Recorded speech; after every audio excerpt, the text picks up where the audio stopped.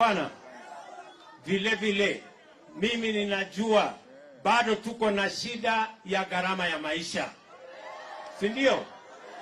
Mimi nataka niwapatie habari sawa sawa. Tulikubaliana ya kwamba hii tatizo ya bei ya unga lazima tutatue, si tulikubaliana, si ndio? Mimi nataka niwaambie hivi, na nataka munisikize vizuri.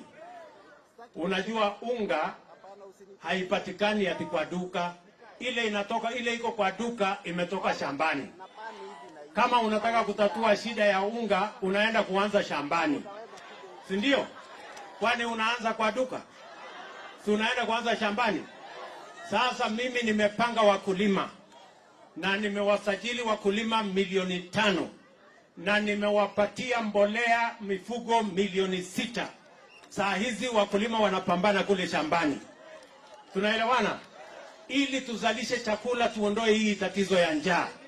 Lakini tukingojea ile inatoka shambani, nimepanga ile tunaagiza kutoka nchi za nje. Na hiyo niliwatangazia ya kwamba kufikia mwisho wa wiki hii ambaye ni kesho, sasa itakuwa imefika hapa Kenya. Kuanzia next week mtaanza kuona bei ya unga ikiteremuka kwa sababu ile itakuwa imefika. Ninyi mnanielewa?